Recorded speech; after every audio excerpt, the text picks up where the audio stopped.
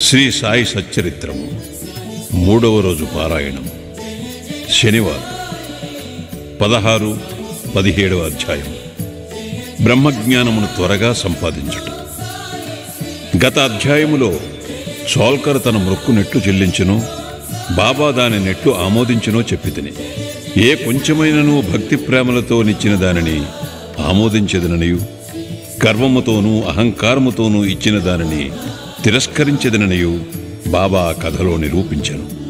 బాబా పూర్ణ సచ్చితానంద స్వరూపుడగుటచే కేవలం బాహ్యతంతును లక్ష్యపెట్టేవారు కారు. ఎవరైనా భక్తి ప్రేమలతో ఏదైనా సమర్పించినచో మిక్కిలి సంతోషముతో ఆత్రముతో దానిని పుచ్చుకొనివారు. నిజముగా సద్గురు సాయి కంటే ఉదార స్వభావులు దయార్ద్ర హృదయులు లేరు. కోరికలు నెరవేర్చు చింతామణి కల్పతరువు వారికి సమానము కావు. మనము కోరినదల్లా ఇచ్చు కామధేనువు కూడా బాబాతో సమానము కాదు. ఏలన అవి మనము కోరినవి మాత్రమే ఇచ్చును. కానీ సద్గురువు అచింత్యము అనుపలభ్యము అయిన ఆత్మసాక్షాత్కారమును ప్రసాదించును. ఒకనాడొక ధనికుడు సాయిబాబా వద్దకు వచ్చి బ్రహ్మజ్ఞానమును ప్రసాదించుమని బతిమాలెను. ఆ కథ ఇచ్చట చెప్పుదును. సకలైశ్వర్యములు అనుభవించుచున్న ధనికుడొకడుండెను. అతడు ఇండ్లను ధనమును పొలములను తోటలను సంపాదించాను. వానికి అనేక మంది సేవకులుండేవారు.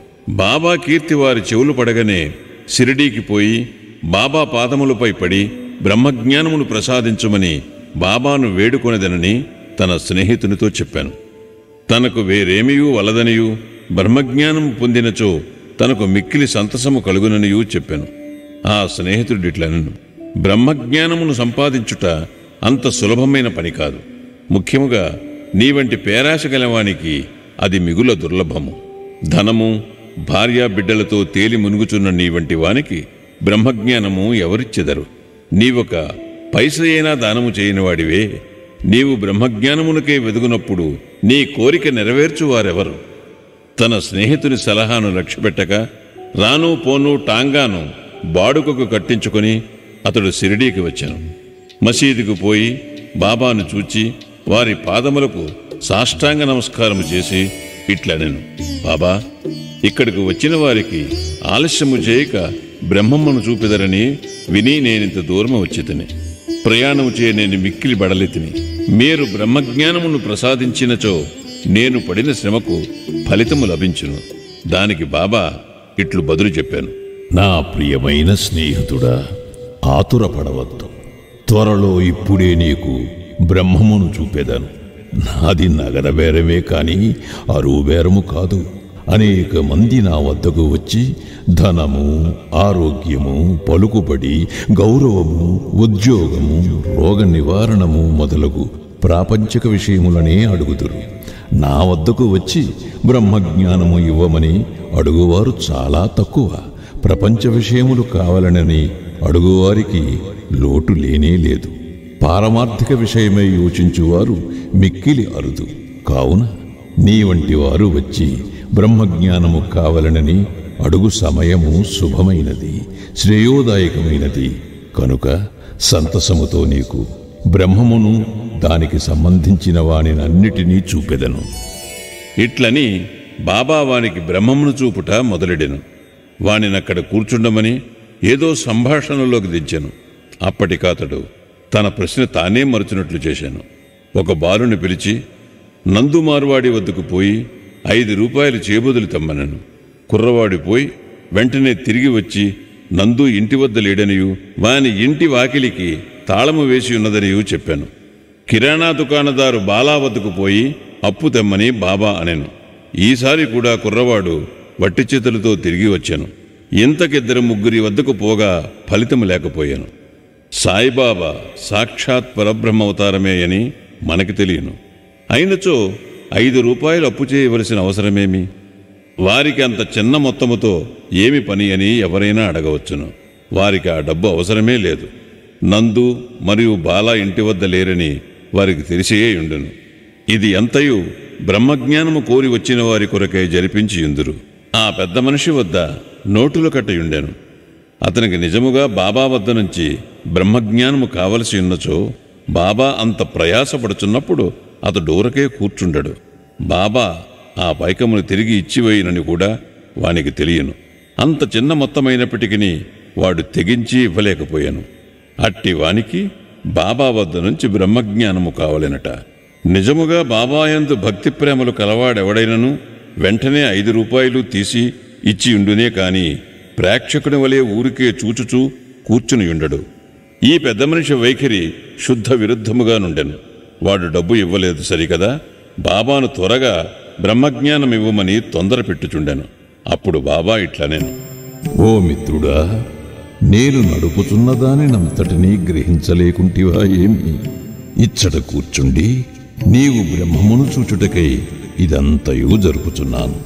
సూక్ష్మముగా విషయమిది. బ్రహ్మమును చూచుటకు 5 వస్తువులు సమర్పించవలను. అవి ఏమనా? పంచప్రాణములు, పంచేంద్రియములు, మనస్సు, బుద్ధి, అహంకారం. బ్రహ్మజ్ఞానము లేదా ఆత్మసాక్షాత్కారమునకు పోవు దారి చాలా కఠినమైనది. అది కత్తివాదర వలె మిక్కిలి పదునైనది. అట్లనుచు బాబా ఈ విషయమునకు సంబంధించిన సంగతులన్నీ చెప్పెను. వానిని క్లుప్తముగా ఈ దిగువ పొందుపరిచితిమి. బ్రహ్మజ్ఞానము లేదా ఆత్మ సాక్షాత్కారమునకు యోగ్యత. అందరూ తమ జీవితములో బ్రహ్మమును చూడలేరు. దానికి కొంత యోగ్యత అవసరం. ముముక్షుత లేదా స్వేచ్ఛనందుటకు తీవ్రమైన కోరిక. ఎవడైతే తాను బద్ధుడనని గ్రహించి బంధనముల నుండి విడివడుటకు కృతనిశ్చయుడై శ్రమపడి ఇతర సుఖములను లక్ష్యపెట్టక దానిని పొందుటకై ప్రయత్నించునో వాడు ఆధ్యాత్మిక జీవితమునకు అర్హుడు. విరక్తి లేదా ఇహపర సౌఖ్యములందు విసుగు చెందుట.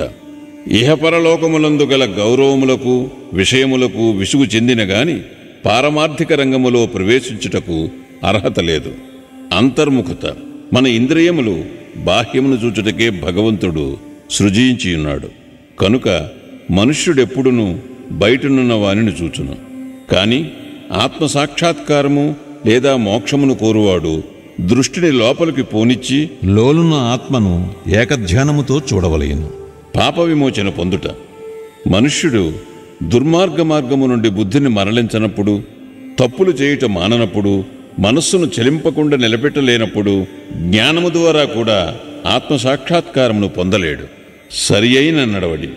ఎల్లప్పుడూ సత్యమును పలుకుచు, తపస్సు చేయుచు, లోన చూచుచు బ్రహ్మచారిగా నుండిన గాని ఆత్మసాక్షాత్కారము లభించదు. ప్రియమైన వాని కంటే శ్రేయస్కరమైన వానిని కోరుట. లోకములో 2 తీరుల వస్తువులున్నవి. ఒకటి మంచిది, రెండవది ప్రీతికరమైనది. మొదటిది వేదాంత విషయములకు సంబంధించినది, రెండవది ప్రాపంచిక విషయములకు సంబంధించినది. ఈ రెండునూ మానవుని చేరును. వీనిలో ఒకదానినే అతడు ఎంచుకునవలను. తెలివిగలవాడు మొదటి దానిని అనగా శుభమైన దానిని కోరును. బుద్ధి తక్కువవాడు రెండవ దానిని కోరును.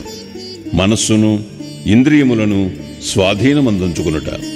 శరీరము రథము, ఆత్మ దాని యజమాని. బుద్ధి ఆ రథమును నడుపు సారథి. మనస్సు కళ్ళెము, ఇంద్రియములు గుర్రములు. ఇంద్రియ విషయములు వాని మార్గములు.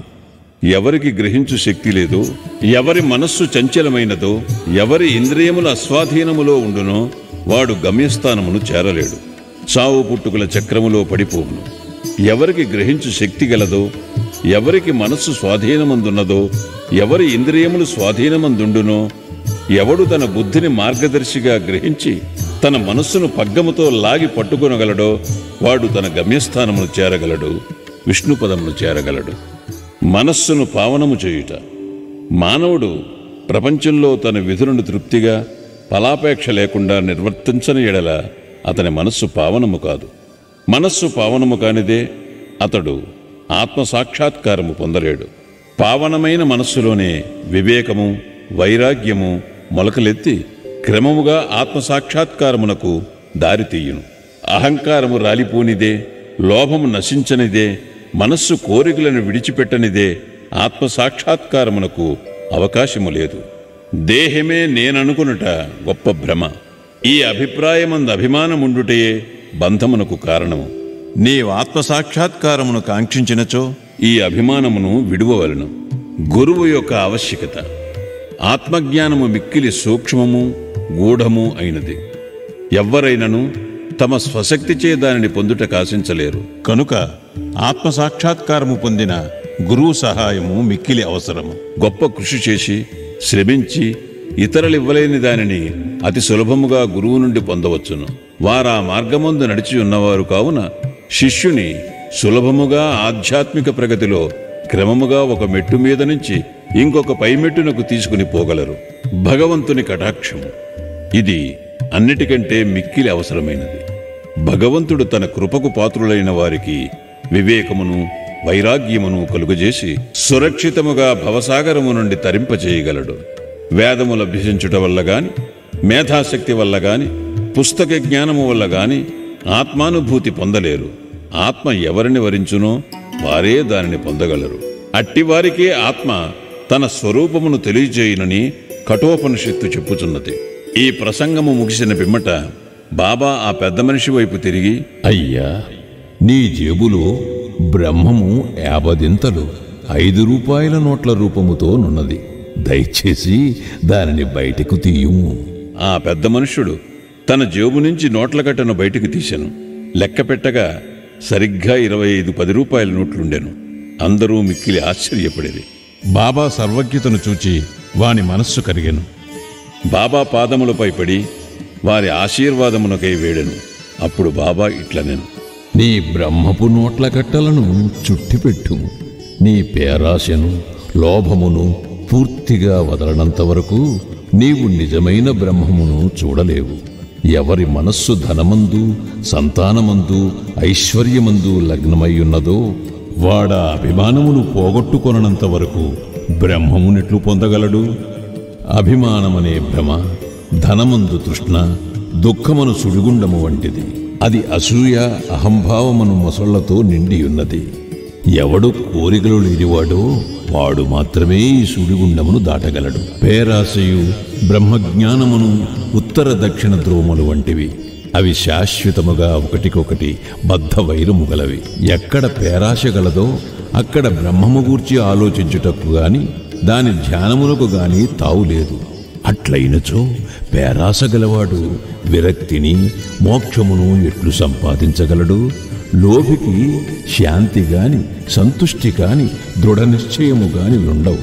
మనస్సునందు ఏమాత్రము పేరాశయున్నను సాధనలన్నీయూ నిష్ప్రయోజనములు. ఎవడు ఫలాపేక్ష రహితుడు కాడు, ఎవడు ఫలాపేక్ష కాంక్షను విడువడు, ఎవనికి వాని యందు విరక్తి లేదో అట్టివాడు గొప్ప చదువరి అయినప్పటికీ వాని జ్ఞానమెందుకు పనికిరానిది. ఆత్మసాక్షాత్కారము పొందుటకు ఇది వానికి సహాయపడదు. ఎవరహంకార పూరితులో, ఎవరింద్రియ విషయముల గూర్చి ఎల్లప్పుడూ చింతించెదరో వారికి గురుబోధలు నిష్ప్రయోజనములు. మనస్సును పవిత్రమనర్చుట తప్పనిసరి అవసరం. అది లేనిచో మన ఆధ్యాత్మిక ప్రయత్నములన్నీ ఆడంబరము డాంబికము కొరకు చేసినట్లగును. కావున దేనిని జీర్ణించుకొనగలడో, దేనిని శరీరమునకు పట్టించుకొనగలడో దానినే వాడు తీసుకొనవలెను. నా ఖజానా నిండుగా ఉన్నది. ఎవరికి ఏది కావలసినా దానిని వారికివ్వగలను. కాని వానికి పుచ్చుకుని యోగ్యత గలదా లేదా అని నేను మొదట పరీక్షించవలెను. నేను చెప్పిన దానిని జాగ్రత్తగా విన్నచో నీవు తప్పక మేలు పొందలేవు. ఈ మసీదులో కూర్చుని నేను ఎప్పుడూ అసత్యములు పలుకను. ఒక అతిథిని ఇంటికి పిలిచినప్పుడు ఇంటిలోని వారు, అక్కడున్నవారు, స్నేహితులు, బంధువులు కూడా అతిథితో పాటు విందులో పాల్గొందురు. కావున అప్పుడు మసీదులో ఉన్నవారందరూ బాబా ఆ పెద్ద మనుషునకు చేసిన ఈ ఆధ్యాత్మిక విందులో పాల్గొనిరి. బాబా ఆశీర్వాదములను పొందిన పిమ్మట అచ్చట ఉన్నవారందరూ ఆ పెద్ద మనిషితో సహా మిక్కిలి సంతోషముతో సంతుష్టి చెందినవారే వెళ్ళిపోయారు. బాబా వారి వైశిష్టం, అనేక మంది సన్యాసులు ఇండ్లు విడిచి అడవులలోని గుహలలోనూ ఆశ్రమములలోనూ ఒంటరిగా నుండి జన్మరాహిత్యమును గాని మోక్షమును గాని సంపాదించుటకు ప్రయత్నించెదరు. వారితరుల గూర్చి ఆలోచించక ఆత్మానుసంధానమందే మునిగి యుందురు. సాయిబాబా అట్టివారు కారు. బాబాకు ఇల్లు గాని, భార్య గాని, సంతానము గాని, బంధువులు గాని లేరు. అయినప్పటికీ వారు సమాజములోనే ఉండేవారు. బాబా 4-5 నుండి భిక్ష చేసి ఎల్లప్పుడూ వేప చెట్టు కిందనే కూర్చునిడివారు. లౌకిక విషయములందు మగ్నులైన జనులకు ఈ ప్రపంచములో నెట్లు ప్రవర్తించవలెనో బోధించుడివారు. ఆత్మసాక్షాత్కారము పొందిన పిమ్మట కూడా ప్రజల క్షేమమునకై పాటుపడు సాధువులు, యోగులు మిక్కిలి అరుదు. అట్టివారిలో శ్రీ సాయిబాబా ప్రథమగణ్యుడు. కనుక హేమండ్ పంత్ ఇట్లు చెప్పాను: ఏ దేశమునందు సాయిబాబా అను ఈ అపూర్వము అమూల్యము అయిన పవిత్ర రత్నము పుట్టినదో ఆ దేశము ధన్యము. ఏ కుటుంబములో వీరు పుట్టిరో అదియూ ధన్యము. ఏ తల్లిదండ్రులకు వీరు పుట్టిరో వారు ధన్యులు. 16-17 అధ్యాయములు సంపూర్ణము. సద్గురు శ్రీ సాయినాథార్పణమస్తు. శుభం భవతు.